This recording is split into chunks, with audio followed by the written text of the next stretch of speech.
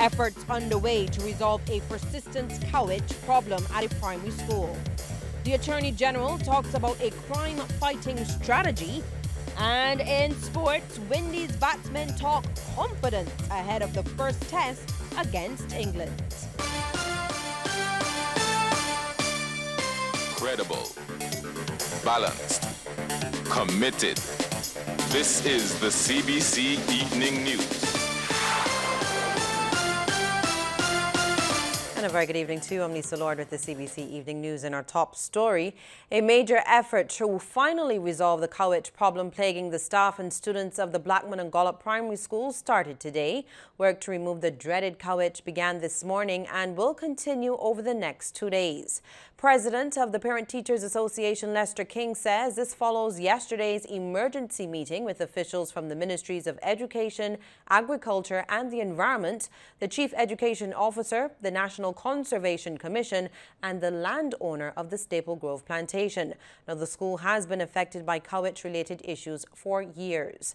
Precious teaching time was lost early last year when the school had to be closed for several weeks after students and staff complained of itchy skin, rashes, burning eyes and some other issues. Mr. King says that he is very happy progress is being made.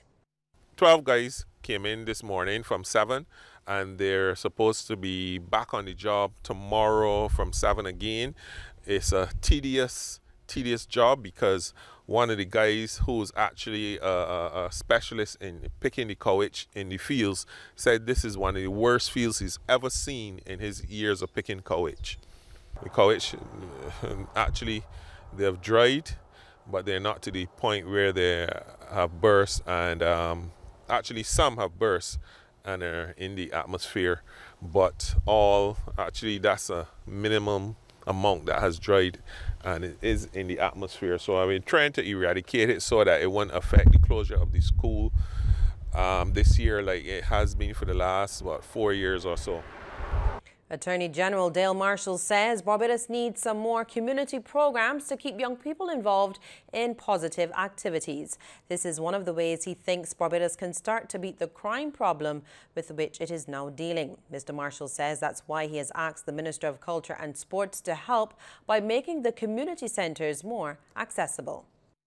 Every time a youth group wants to use a community centre, a pavilion, they have to pay the Sports Council. If they want to have an activity tomorrow on the bank holiday, they have to pay Sports Council $425 to start, then $200 in insurance. So they say, well, we can't bother with that because we're just a little football club, want to have a little fun there. Now, the Prime Minister has agreed that we're going to be placing attention on our communities as well to try to remove the attractiveness that the criminal element is able to convey to our young people. Well, there is an economic fortune in the field of film and television, and government is being encouraged to vigorously tap into the sources. This advice from Canadian High Commissioner to Barbados, Her Excellency Mary Legault. She says Canada, as a developed country, has and continues to rake in billions following the creation of the Toronto International Film Festival, or TIFF. She says from her observation, Barbados has what it takes to reap similar fortunes with the Barbados Independent Film Festival, BIFF. Ambassador Legault made the remark last evening at the Canadian High Commission, where she made some presentations to a number of individuals, including co-director of BIFF, Sir Trevor Carmichael. It is no secret that film and television have the power to transform a nation's economic situation. We have seen this in a number of countries with Bollywood and Nollywood in India and Nigeria. In Canada, some 171,000 people found employment in this creative economy in 2017. Total volume of film and TV producers hit $8 billion, over $8 billion in Canada, to generate a GDP $12 billion for our economy. Hopefully, the BIFF will have a similar effect here in Barbados to help foster the growth that Barbados needs. And High Commissioner Legault welcomed the partnership between Barbados and Canada in this regard, noting that it was mutually beneficial to all involved. Canada has a very vibrant film industry that goes back to the first film in 1897, 100 and something years ago. We boast the first motion picture bureau in the world which was established in 1918. Our Toronto International Film Festival, or TIFF, is also considered the premier film festival in North America, second only to France's Cannes Festival. And I hope that the BIF will not create too much competition for the TIFF in the future.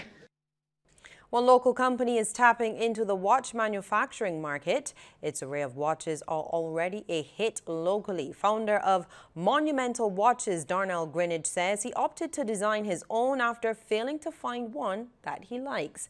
Now, it features a unique symbol synonymous with the island, and the watches were on display as Barbados hosted a reception in honor of its repeat visitors at the Gun Hill Signal Station. The Trident, well, obviously it's a Barbadian Trident, so it'll be related to Barbados, but to me, it's about the triumph and overcoming the mourn and the grief of the passing of my grandmother. So that's why we'll be on all the watches that we produce going forward. And Mr. Greenidge says that Monumental Watches' first collection has done very well.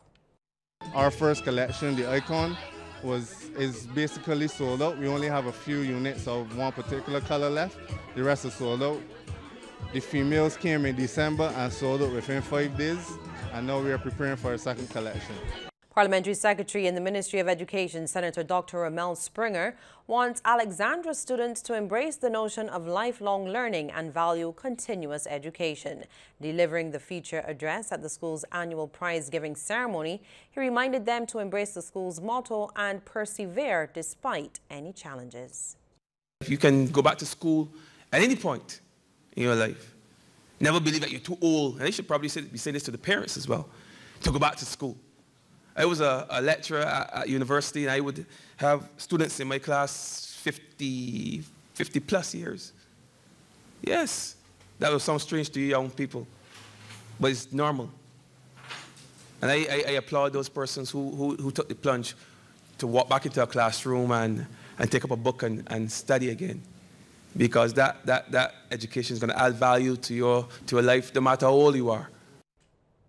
President of the Caribbean Court of Justice, Mr. Justice Adrian Saunders, has raised a red flag regarding the number of people on remand in various countries across the region. He has called the situation absolutely horrendous. And Justice Saunders was speaking during the recent swearing-in ceremony of the first Barbadian judge to serve on the CCJ, Mr. Justice Andrew Burgess. These are persons who have not been convicted but are in custody for inordinate lengths of time, and that too is an issue which we have to address. There is one decision, in fact, that we gave, that the Costa Hall, where we took the decision that time spent on remand should be credited against the sentence if the person is convicted and sentenced, because it seems to us that that is only reasonable and practical from a human rights standpoint. News further afield now. A day after U.S. President Donald Trump offered his plan to end the shutdown and fund a border wall in exchange for temporary protections for groups of immigrants, Democrats stood by their demand to reopen the government before negotiating about the border. Now, South Carolina Representative Jim Clyburn, a member of the Democratic leadership, said in an interview, the American people, especially the federal workers, should not be held hostage to the negotiations. The Democratic rejection came as Vice President Mike Pence made clear that the GOP intended to go forward with the plan the president outlined. The two opposing positions have shown little tangible progress toward ending the longest government shutdown on record. And President Trump took to Twitter this morning to taunt House Speaker Nancy Pelosi and knock her for rejecting that deal.